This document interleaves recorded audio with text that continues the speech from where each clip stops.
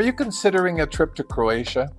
I've been exploring this region since the late 1990s, before it was on the travel radar for most people. Back then, Croatia was still recovering from the conflict in the Balkans. Tourists were scarce, and many of the coastal hotels had not reopened. But it was a wonderful, affordable time to explore, and I've been drawn back many times since. Now, Croatia is one of Europe's most popular destinations, thanks to its dramatic coastline, historic cities, and yes, the global popularity of Game of Thrones. Dubrovnik, in particular, has become iconic. Using information that I've gleaned over the years I've traveled in Croatia, I've pieced together what I think is a really practical and enjoyable route, especially for solo travelers or seniors who want beauty, history, and ease of travel without the chaos. So let's walk through some practical tips, and at the end, I'll share a sample 2-week itinerary that blends coastal Croatia with a few days in Bosnia. And if you're feeling like a bit of a vagabond, I'll show you how to tack on a few days in Italy as well. The first thing to consider is how to get there. You've got a few options for your arrival. If you focus on the Adriatic coast, I'd recommend flying directly into Split or Dubrovnik. The suggestions that I will make start in Split, but if you arrive first in Dubrovnik, well, you can easily reverse the order along the coast. As well, if you want to include Zagreb, Croatia's inland capital, you can fly there and either rent a car or take a bus or domestic flight down to the coast. Or, as I suggest later, you may even want to end your tour in Zagreb. So let's say you initiate your trip in Split. Here's my first suggestion. Instead of staying in Split, I usually base myself in Trogir, a smaller, quieter town about 10 minutes from the airport that services the city of Split, which is actually further away from the airport. If you arrive during the day, you can actually get a town bus that will cost you about $1 to take you to the gates of Trogir. Trogir's old town sits on a little island. It's entirely pedestrianized, and it feels like a place that you can truly slow down in. I always like coming to Trogir better than Split. It's a smaller place, it's a little bit older, and it's got a lot of little narrow alleyways that you can wander in that aren't crowded. There's also a big port with some cruise ships and lots of other boats. And I think that the cathedral in Trogir is more interesting than the cathedral in Split. If you're vacationing along the Croatian coast, consider Trogir as a stop. There's also a nice little market with lots of things that you could buy, like olive oil and truffles and wine, and fruits and vegetables. I love wandering around the little narrow streets, looking at all the nooks and crannies, and there are a number of really good restaurants, many of which have a pleasant view of the marina. Accommodations in Trogir tend to be a little more affordable than in Split, and it's a town that's really easy to navigate.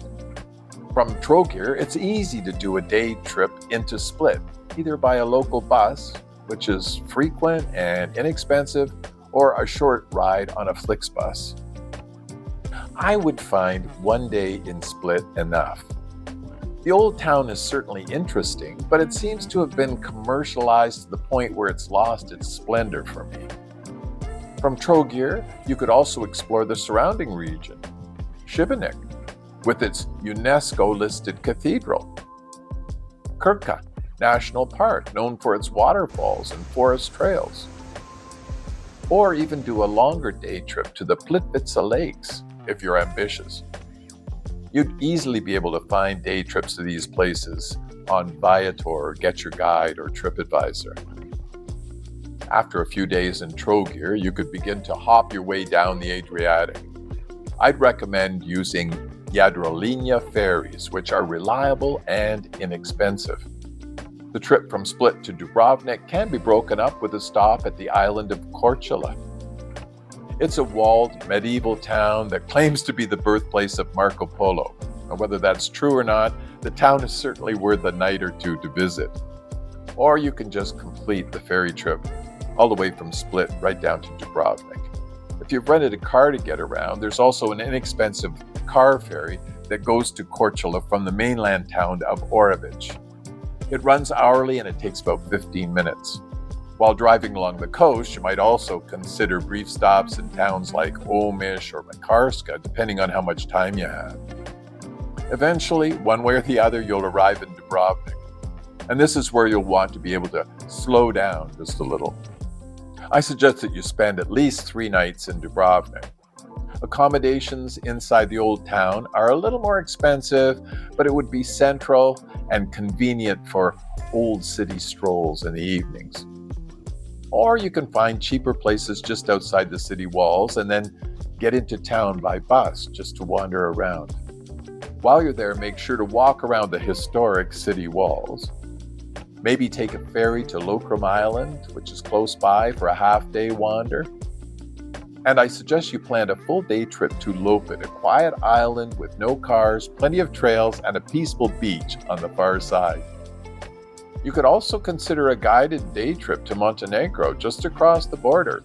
It's easy to get there from Dubrovnik, and it might be something that's easy to add if you have the time. In the summer months, you'll see plenty of smaller cruise ships making their way up and down the Adriatic coast. These are often more intimate than the big liners, and they stop at many of the scenic towns and islands along the way. Places like Var, Korčula, and Vis.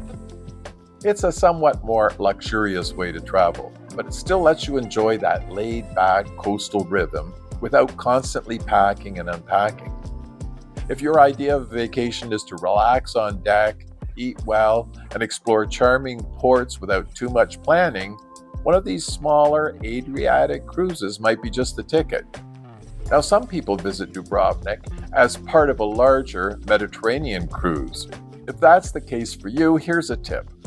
Don't feel pressured to book a short excursion through the cruise line. The port is only about 4 kilometers from the old city, and it's easy to hop in a taxi and be there in minutes. Or you could even walk, which would take you about 45 minutes. Once inside the walls, the old town is compact and very walkable.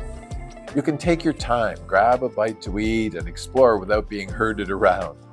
You'll want to climb up on the top of the walls and then walk all around the city looking down on the orange tile roofs below. It's a splendid view. And as long as you keep an eye on your time, you'll have no trouble getting back to the ship with a time to spare. Now, from Dubrovnik, I suggest adding a few days in neighboring Bosnia for a change of pace that will make your vacation even more memorable. Take the bus or drive if you've rented a car to Mostar, Bosnia. I'd recommend spending 1 night there to explore the iconic Stari Most, or Old Bridge, the riverfront, and the Ottoman-style bazaar. Then the next day you could continue on to Sarajevo, Bosnia's fascinating capital. This lap you could do by bus or train or drive through the beautiful mountains. Stay at least 2 or 3 nights there.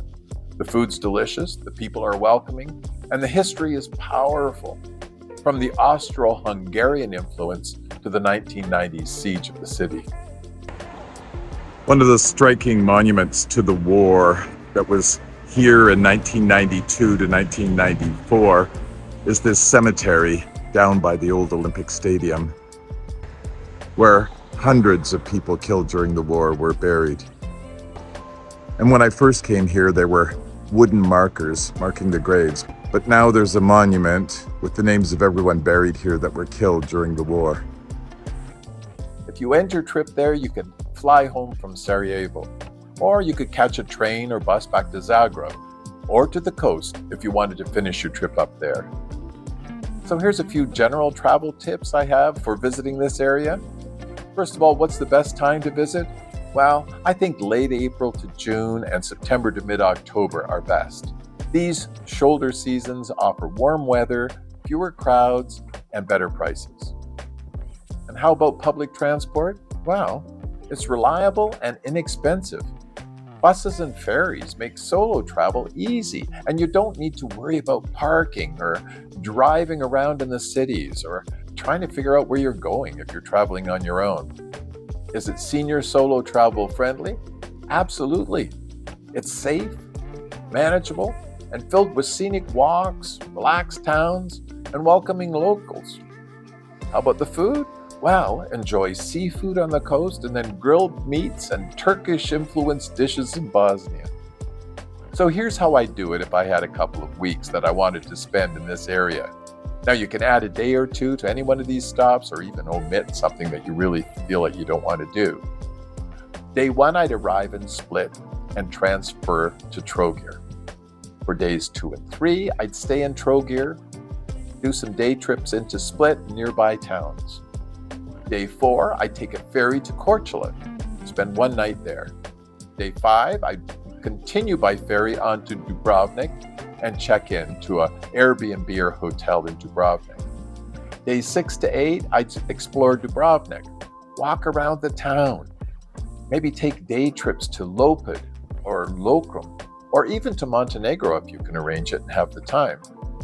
On day 9, I'd take the bus to Mostar and I'd stay there for one night so I could enjoy the city. On day 10, I'd travel on to Sarajevo, either by train, bus, or drive. Days 11 to 13, I'd explore Sarajevo and the district around there.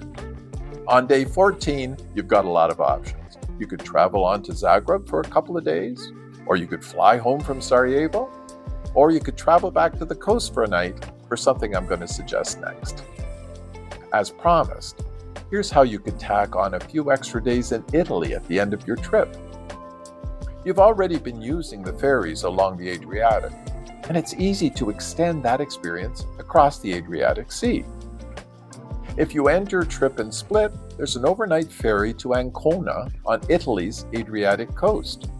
You can book a berth for a more comfortable crossing or just grab a reclining seat in the lounge and doze your way across. The ship arrives early in the morning, and from Ancona you'll find train connections easily to Bologna, Florence, Rome, Milan, or Venice. Alternatively, from Dubrovnik, there's a day ferry to Bari, which is a little bit further south along the coast in Italy. From Bari, the most convenient trains would be to Naples or Rome, and you can continue your Italian adventure from there. Either way, you could easily add a week or 10 days in Italy and then fly home from wherever you end up. So what's the bottom line? This part of the world offers lots of ways to explore, whether by ferry, bus, or train. And it's all very doable for senior solo travelers. With a bit of planning, it can also be surprisingly affordable. So I hope this gives you a practical way to plan your Croatian and Bosnian, maybe even Italian, adventure. One that mixes relaxation, history, and maybe just a little touch of the unexpected. If you want more detail on Bosnia, I've made another video just for that, and I've linked it here. And if you've already traveled this route yourself, leave a comment below. I'd love to hear your tips. Dobrodošli u Hrvatsku I Bosnu. Welcome to Croatia and Bosnia. Safe travels, and I'll see you next time.